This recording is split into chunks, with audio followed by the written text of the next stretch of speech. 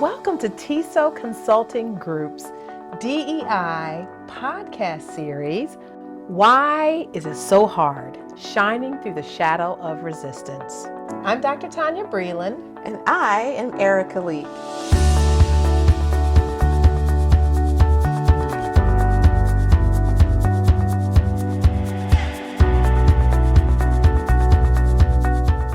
Welcome back. I'm Dr. Tonya Breland. And I'm Erika. And this is our podcast series, Why Is It So Hard?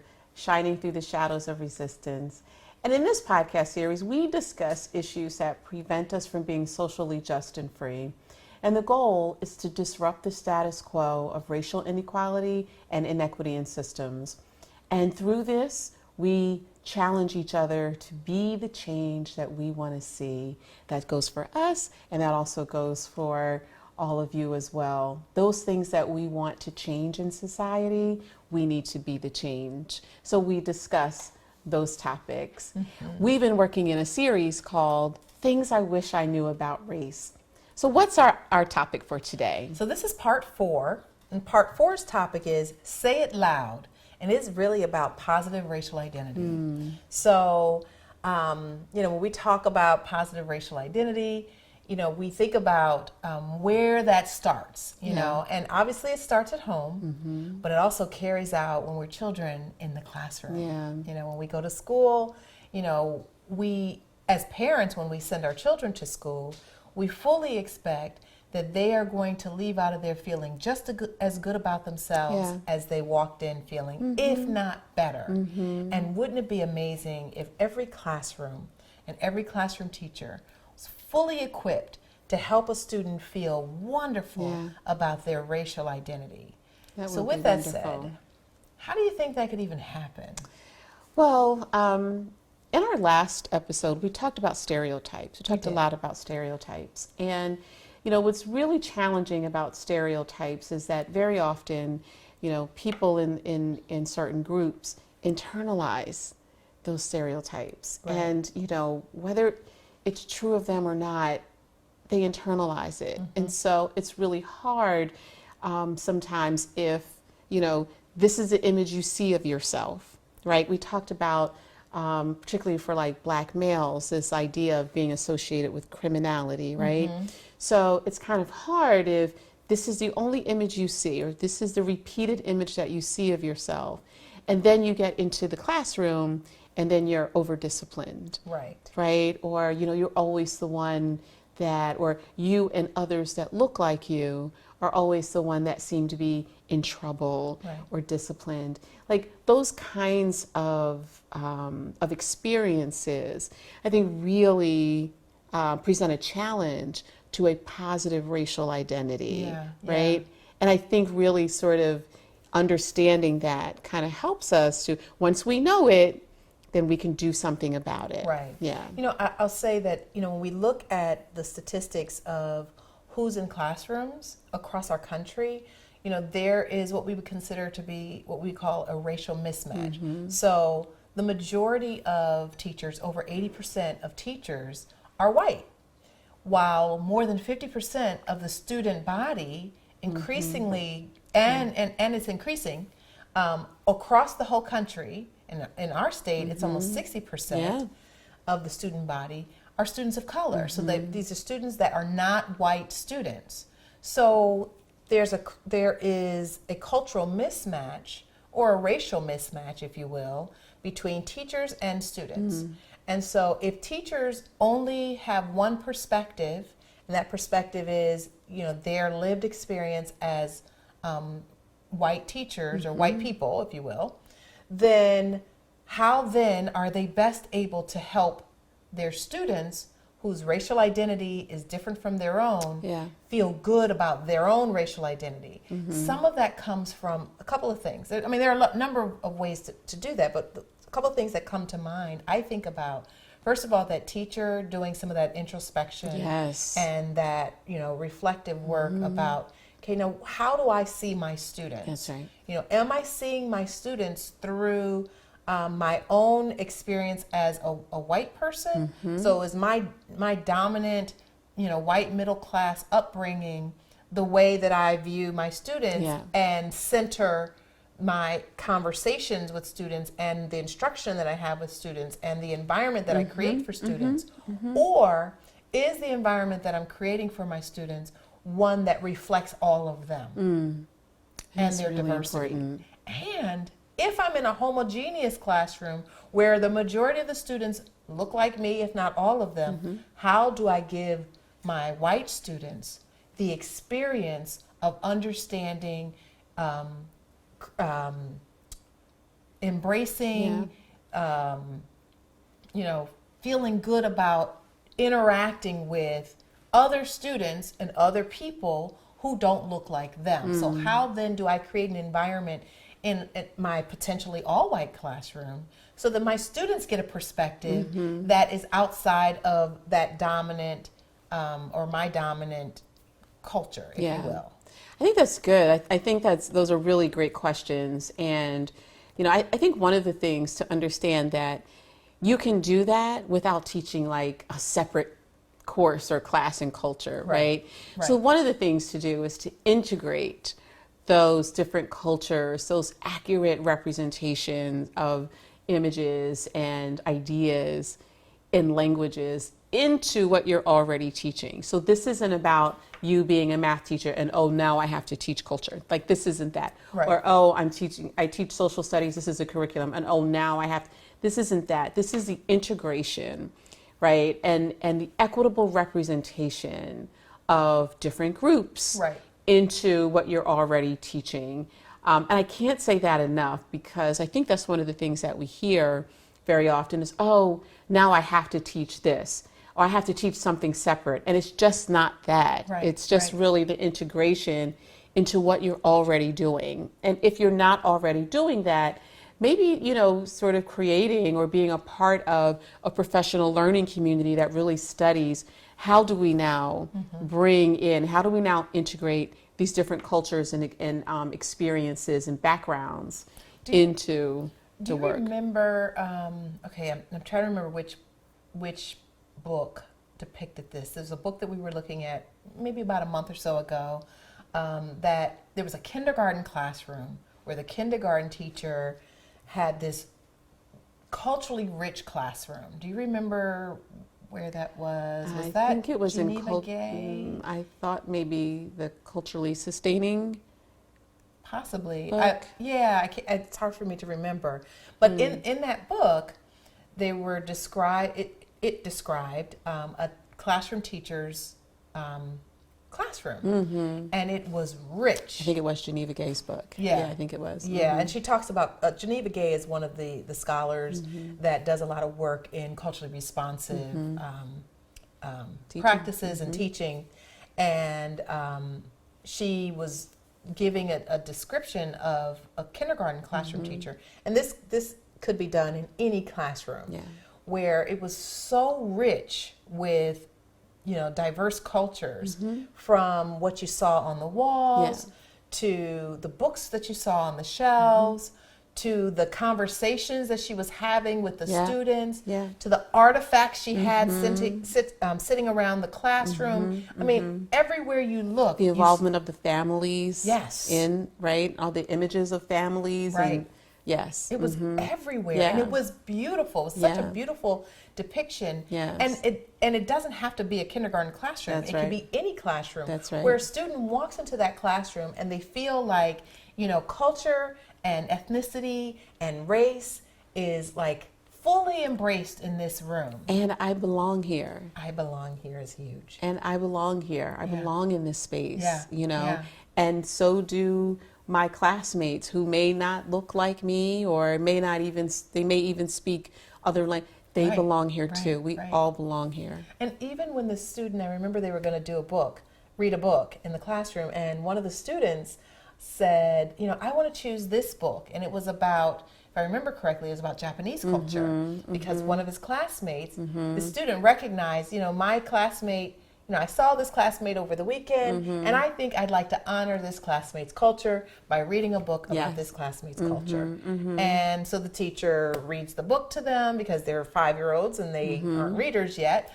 But, the fact that this was just a part of the way that they did life Right. in that classroom. Right. And this was maybe like a couple months into the school year. That's right. This was very much a part of their culture. That's right. And so which meant, number one, they were having conversations about race and ethnicity. Yeah. And the kids were 5.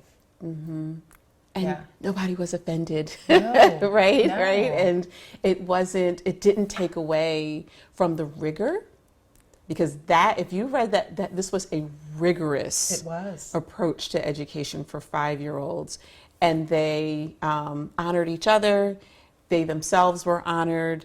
I mean, it was, she had relationship with them, obviously, and it was relevant. It was relevant to them. I feel like the first grade teacher has a lot of pressure. Yeah. Because those kids are going to walk, when they left that kindergarten classroom, when they walk into that first grade classroom, if they don't see representation, those 5, 6-year-olds, we're going to have something to say. Yeah. Because it was so much a part of that classroom dynamic. Right. Like every aspect of it was about like celebrating one another. Right. And what if every classroom in every school across America looked like that? Yeah. That would be phenomenal, right? And imagine the strides in interactions with each other and our cultural and our racial, relations and everything. Imagine that. Imagine how phenomenal that would be. And I think about how uncomfortable people are talking about race, and so we often hear teachers say, well, I don't want to say the wrong thing. I don't know what to say. I don't know what to say, and it's because they have not been taught to embrace racial differences. Right. It's really about the celebration of the differences. Right. Because even in that scenario where the 5-year-old boy was like, oh, I want to read something about Japanese culture because my friend who I saw over the weekend is Japanese. Like, that's a recognition of difference. Absolutely. Right? That's a recognition of difference, and it was totally fine. Okay, let's read about it. Let's talk about it. Right. And I think we really haven't been, particularly like in our, having gone to high school in the 80s, we really did not have permission. And going to college in the 90s, there really wasn't like this permission to talk about race. I mean, as African Americans, I think we talked about race all the time. Sure. But never in my classrooms, particularly where I had, white professors, white teachers. It just wasn't something that we did, very often. And so I think kind of being in the space where we have permission, we have license to talk to each other and to ask questions and to have this racial discourse is really important. Right. Yeah. I agree with you. And I think what it does is it helps students develop a healthy image of other people, and it's it combats bias. Yeah. So, obviously we've talked about bias in previous episodes, and when we think about, bias you don't just wake up to tomorrow and all of a sudden you have bias. That's right. Bias is ingrained. Yeah. It comes as a result of exposure, Right. And really exposure to certain ideas and concepts and images and hearing things, or not hearing or seeing things. We've said this in previous episodes as well.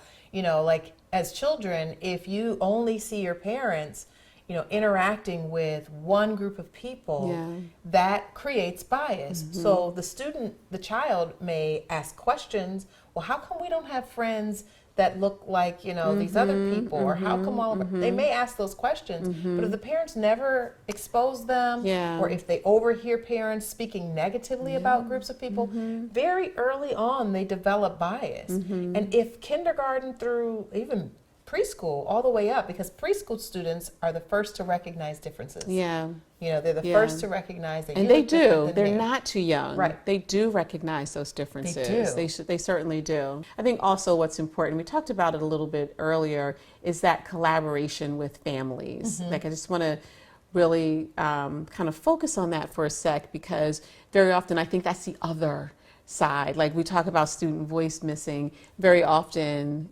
family engagement is missing as well. And there are times when the challenge is teachers will say, I can't, my parents won't reach out to me, or, I can't get in touch with them.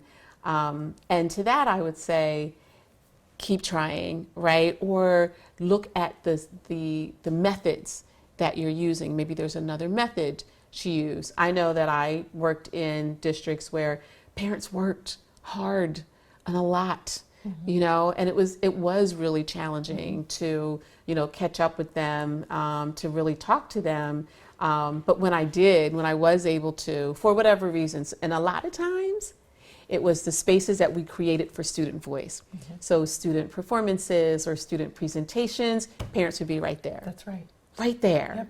You know, and so, you know, then we learned like, okay, so this is what parents want and need. So this is how we'll They want communicate to with see them. their children being seen Yes, too. that's right. You know, That's right. being seen and heard. That's right. And recognized and Yes. honored Yes. and all of that. They That's want right. to see that. That's right. And that's how you can pull parents in. Yes. When you give their students their children a platform, Yes. and you say, you know, that I want to celebrate your child. Yes. They want to be right there with That's you. right. That's right. That's right. That's it right there. Yeah. So 'Cause- I think when we think about like, and all of that goes to positive racial identity, right? Sure. All of that goes back to, you know, me having, you know, as a student, a positive, you know, racial self-concept, you know, that happens in school too. So it's not just about like, oh, they should get that from home.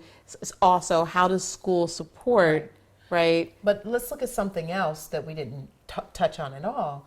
You know, the school also needs to have policies and practices in place. You know, so something as simple as I'm going to learn this student's name. That's right.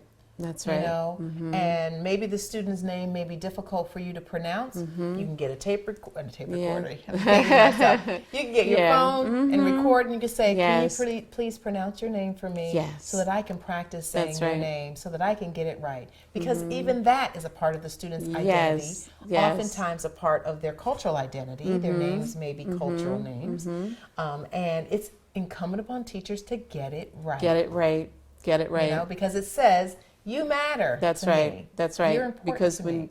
you consistently give them nicknames or you don't get their names right or even kind of make fun of it sometimes, Right. like that sends a message. It Kids does. learn. You know, we have this phrase, all children can learn. All children do learn. So they're going to learn something, right? And so in that space, you know, what is it that they learn? What do they learn about you? What do they learn about themselves? What do they learn about how they're, you know, allowed to show up? Right. You know, Right. in society. Right, Like right. they're going to learn something. Right. But You you know? also have to have policies that combat discrimination and stereotyping. Yes. That these things are not permissible in this setting. And that has to be intentional, Yes. right? It doesn't just happen because we're nice people. Right. Right? Right. Like we are To intentional. call that out. That's right. That's right. We are Name it. intentional and deliberate Right. about, you know, Right. anti-discrimination policies. Right. And Yeah. that's what it's all about. So we can't be afraid of it. We have to embrace it. That's right. You know, That's we have right. to say, okay, this is the climate and the culture that we're creating in That's this right. building. Right. And in Yes. this district. You know, Yes. like the entire system has to be behind Right. creating this place where students feel that they belong and that their racial identity is celebrated. That's right. And I think then we get it right. Then we get it right. Then we get it right. Then we get it right. We So- hope that you enjoyed this conversation. If you have questions or even feedback for us, we would love to hear it. Contact us on any of our social media platforms, and we'll get back in touch with you. Again, thank you for joining us today. I am Dr. Tonya Breland. And I'm Erika Leek, and I hope you all have a great day.